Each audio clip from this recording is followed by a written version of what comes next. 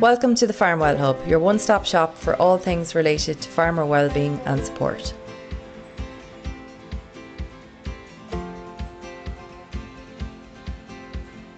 From mental health tips to physical wellbeing advice, we've gathered it all in one place. You'll also find direct access to the supports available for farmers across the country.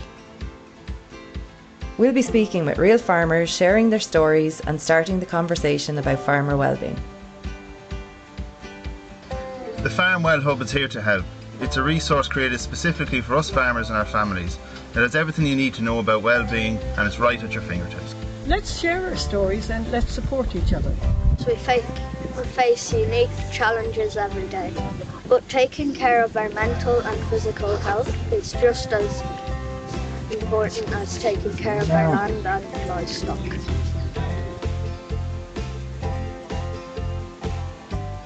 Let's share our stories, let's support each other. Visit the Farmwell Hub today because your health matters.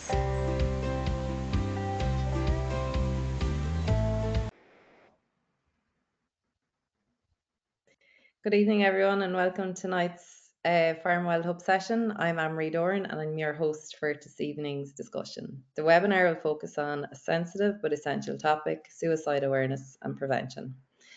It's a topic that may stir emotions, and I'd like to begin by highlighting the importance of creating a space to have these conversations.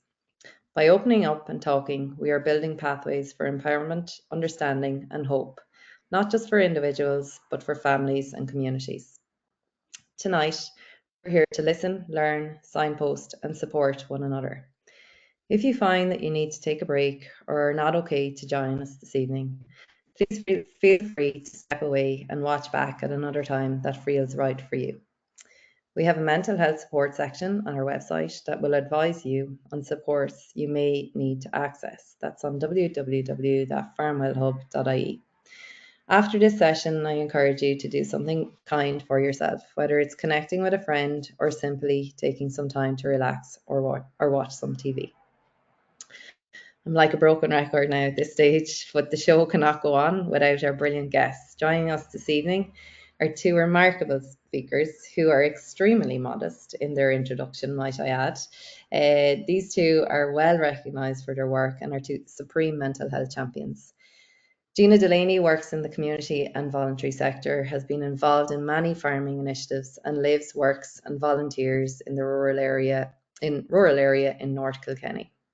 And George Brogan, who has had a career of working in mental health with a focus on suicide prevention and bereavement support. He also spent all of his childhood holidays on the farm. I myself worked in the youth mental health sector for 15 years previous to branching out with my own wellbeing consultancy business. Having worked in the area, it is fair to say that these challenges do not discriminate by age or class. It is a conversation that needs to be had far and wide and not just targeted sectors. Tonight we are here for farmers, their families and the wider community. While this can feel like a heavy conversation, I want to remind everyone that hope is a real and powerful force. Many who experience suicidal thoughts go on to live fulfilling, joyful lives. Gavin Canning, who spoke on our first webinar, has bravely shared his own journey with suicide feelings and is now an advocate for mental health awareness. Stories like Gavin remind us that healing is possible and that by reaching out, we can build resilience and strength. We'll talk through some key aspects tonight, recognising signs, knowing what support is available, and understanding how we can be there for each other.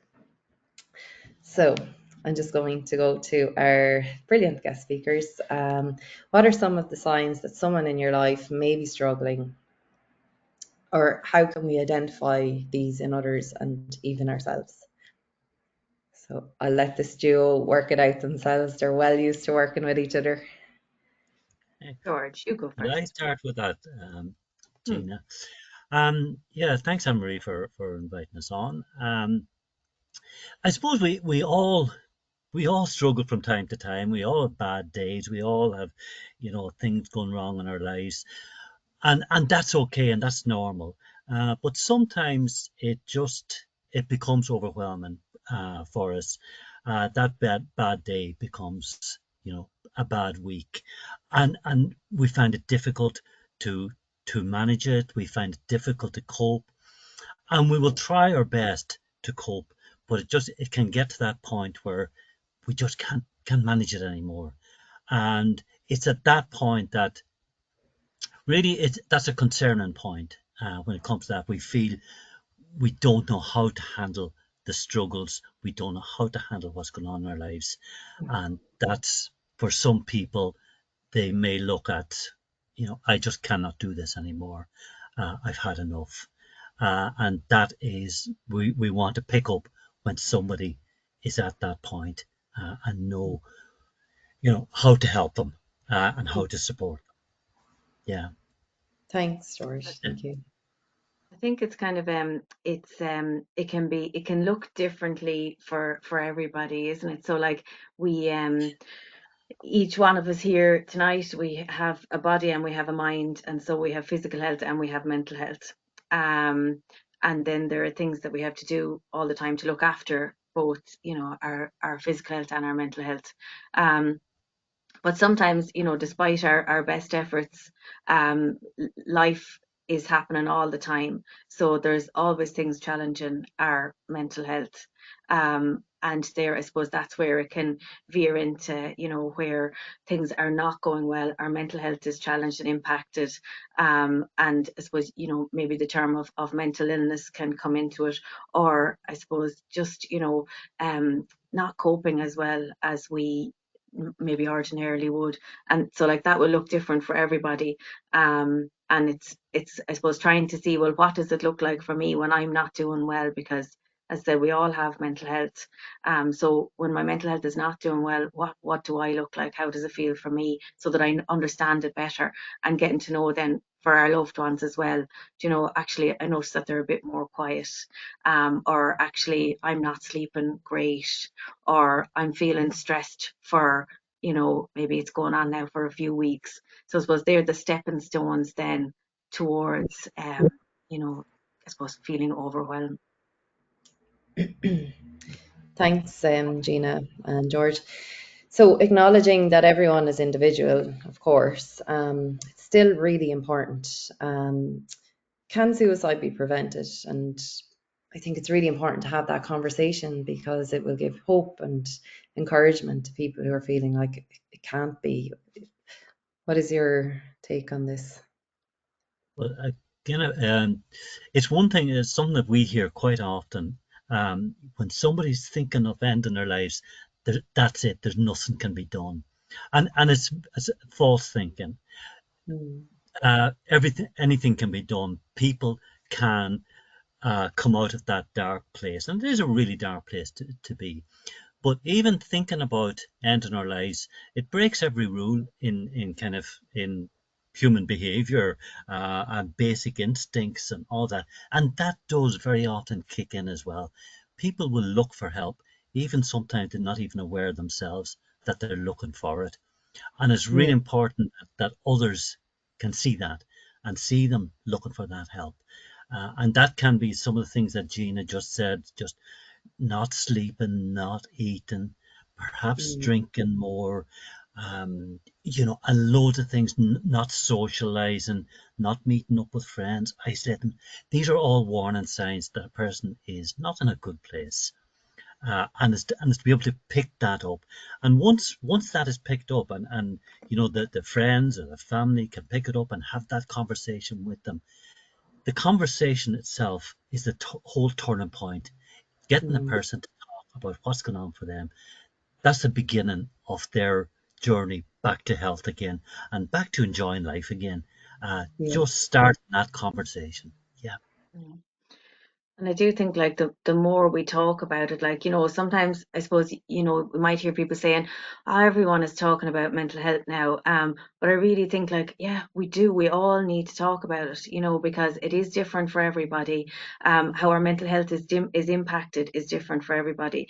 And I think it's by overcoming the obstacles. There's so many, I suppose, well, there can be, we can perceive to be so many barriers in our way. Like, I suppose we know there's so much information out there. So we know like kind of that, the GP is there, we know the Samaritans are there, we know this information.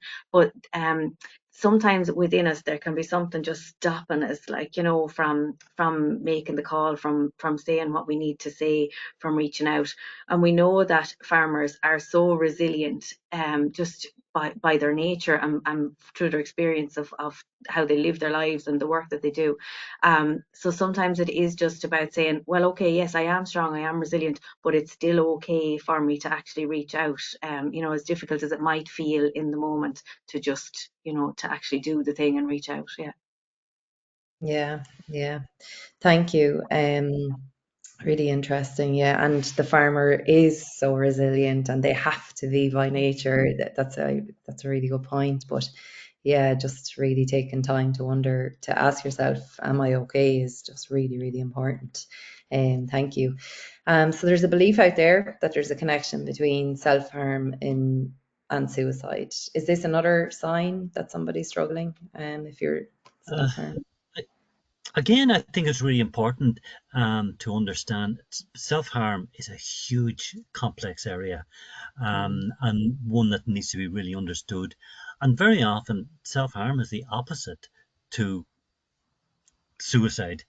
yeah. Self-harm can be a coping mechanism, a way of coping, a way of managing, a way of getting on with life. So it's very important that we recognize that. Now, someone that is hurting themselves or harming themselves, of course, it's a way of looking for help, and they do need help, but it may have nothing to do with suicide. So it's really important to distinguish that, and the person themselves will have the answer to that question: is self-harm about suicide or not? Um, Mm. we do know statistics will say that people who self-harm, the risk will be higher of actually completing suicide, but that's statistics. They get in the way. Um, yeah, I don't know, Thanks, Um, George. Jean. yeah, I think as well, with like with self harm, it can be kind of the other end to, or the other side of the coin to self care, like, you know. So you know, caring for ourselves, and being able to care for ourselves, and being able to make good choices for ourselves.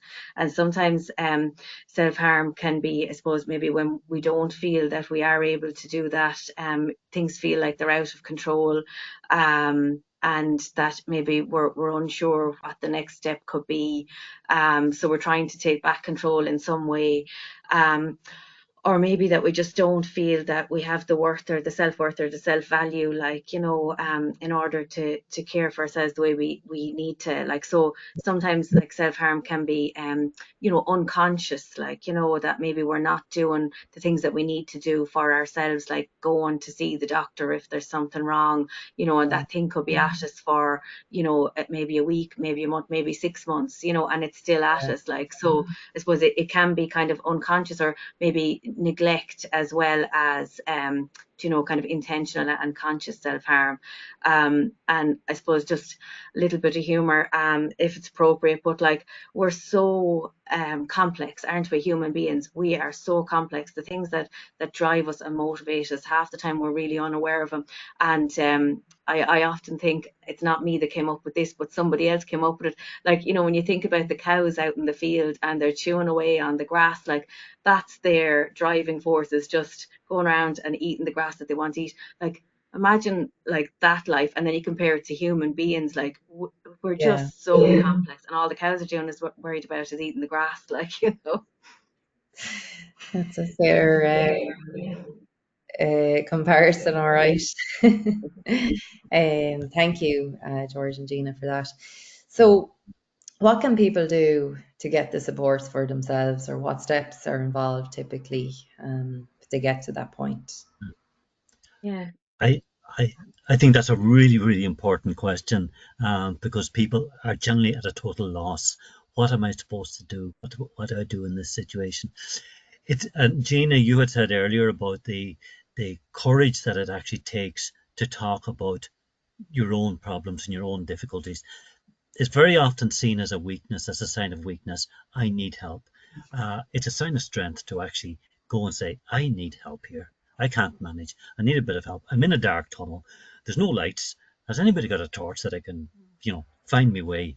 And that takes huge courage to do that. And so I think for that person that is in a dark place, they should see it that it is a strength to look for that help and get that help. But it's also for, again, family and friends to be aware of what is the person doing, what are they going through, and not being afraid to ask them, saying, recently I saw you, the things that you're doing, you're not sleeping, you're not eating, you're not going out, and all those things, and not being afraid to say that and says, how are things with you?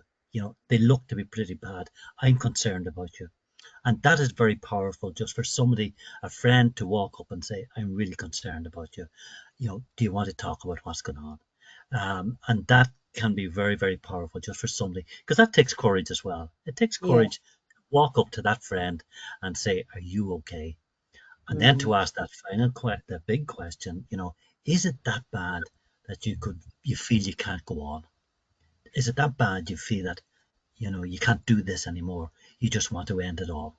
And sometimes asking that question gives the person permission to talk about it. Because if we don't ask the question, they're not allowed to talk about it. They can't. So it's Yeah. up to us to ask out straight, is this how bad it is? Because sometimes when people are going through what you're going through, that's what they think. They think life Mm. isn't worth living. Is that where you're at? And that's very, very powerful. It takes courage, but we Yeah. should do it. As a friend, Absolutely. we should do it. Yeah, yeah. And I think It's it's almost like the like most of the time, like what people would say, probably to yourself, Amory, or to George, when we're in conversations about this, they might say, but what would I say? Like, I don't know what to say if I was worried about someone. But like, really, like what you've said there, like it's really about, like, it's just about the intention behind what you're saying. Like, if you're showing up and people can feel that like you're caring about them, like, really, don't worry about how maybe clunky you might sound, or maybe if you say the wrong word, or what should I say, I'm not too sure. I suppose it's the person knows by your tone and your demeanor, like, that you're actually genuine and sincere, and that you're asking the questions for the right reasons, that you care about them, and that's really the most important thing. um so the and like I would say as well, like, just to, like, that there are the kind of the routine avenues that we would all recommend to people, like, having a chat with the GP, not being afraid to, maybe just to phone up to make an appointment. Sometimes people say, sure, I mightn't be able to get an appointment time. You can let the receptionist know, I actually need an urgent appointment. If you feel able to say, it's about my mental health and I feel it's an urgent appointment, they will really listen to that. yeah. Um, and the GPs hear it all the time, like, they've heard every version of it. So again, like what we were saying, don't worry about what you say, really just go in and open up, and trust that they'll take it from there.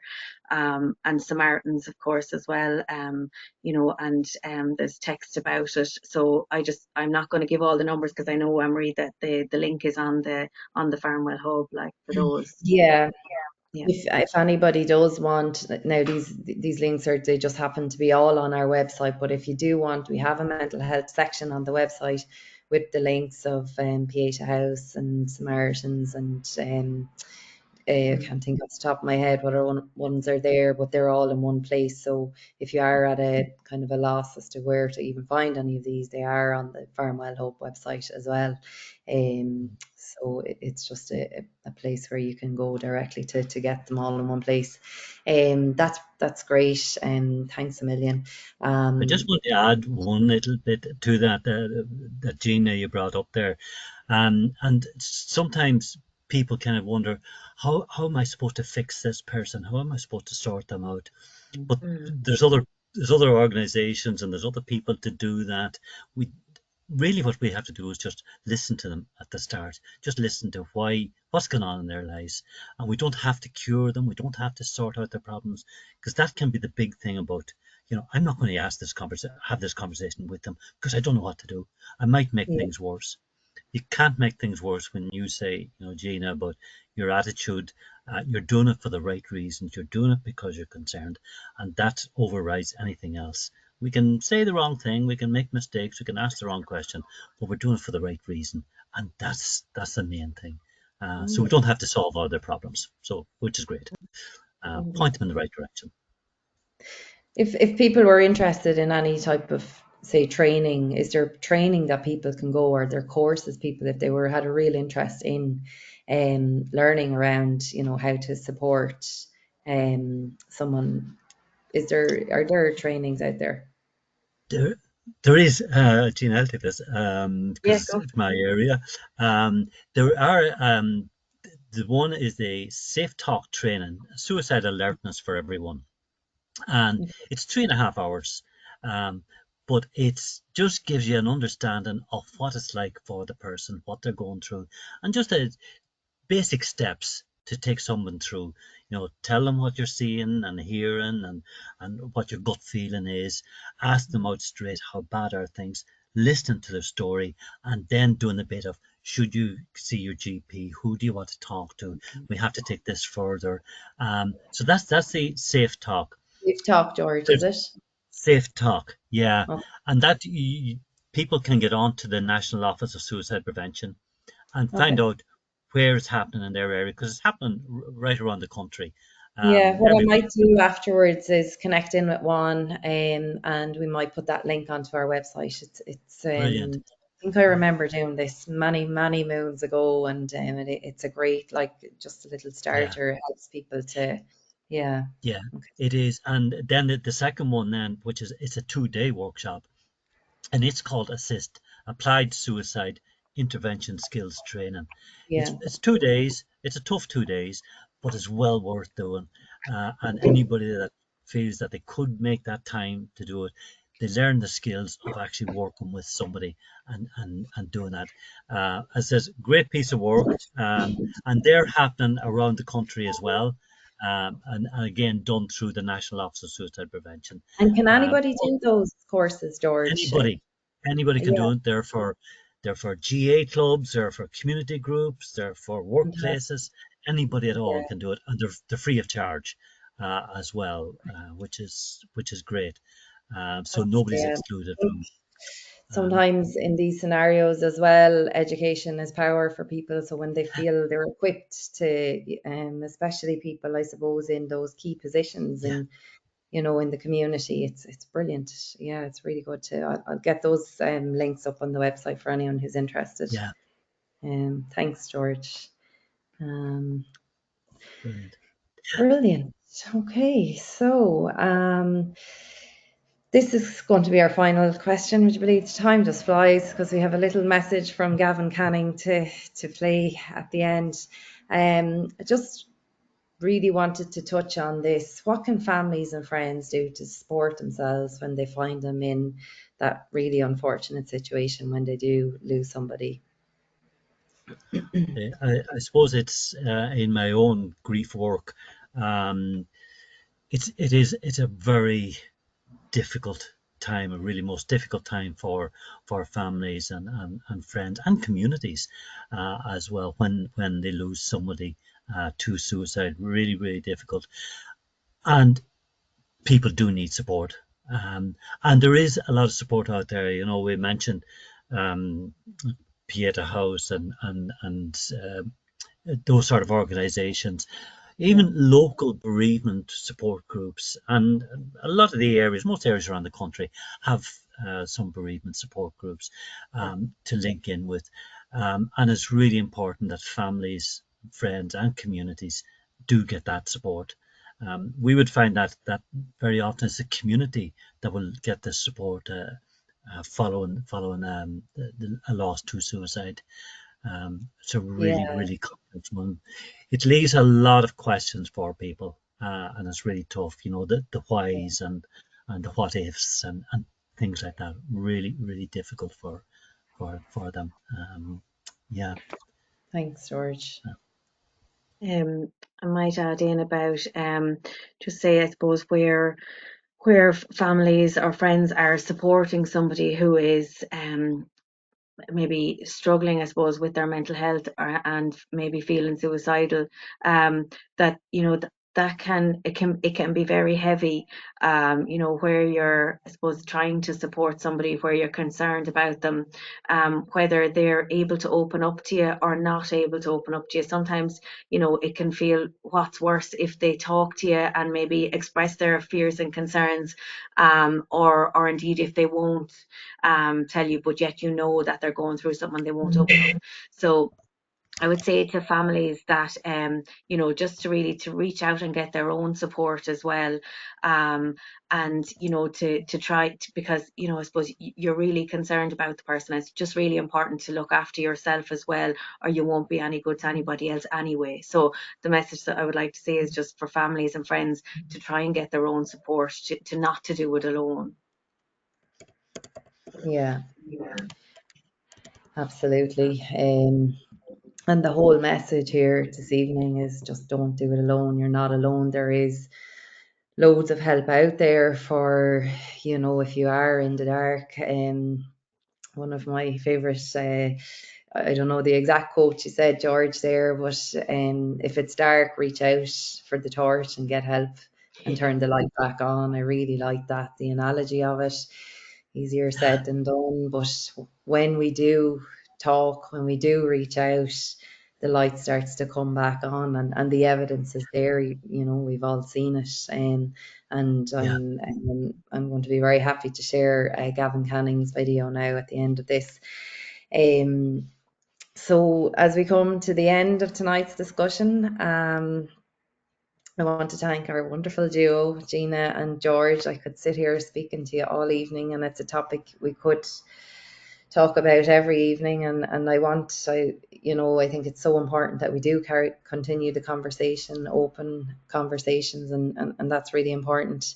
I also want to thank our audience for tuning in tonight, and I hope that everybody is very kind to themselves. It is a very heavy subject, and just also to remember that if you're really struggling and you don't know where to start, that we do have resources up on the Farmwell Hub website, farmwellhub.ie. So just on a finishing note, many of us have or may know families, friends and communities who have experienced the loss of a loved one through suicide. It's important to remember that while we feel that loss forever, we can also heal, continue living and honour the memory of that person we've lost. And for those experiencing suicidal feelings, recovery is absolutely possible. I want to leave you with a message from young farmer Gavin Canning that reminds us that even in our darkest moments, there is a path forward of hope and healing when we reach out. Before we share Gavin's powerful message, I want to invite you to join us next week for our final webinar in this series on the 13th of November at 8 p.m. same place, same time. Where we'll be discussing addiction in farming, which is another really important topic and affects many lives. Thank you again for joining, and take care of yourselves tonight. And remember, please do something nice for yourself.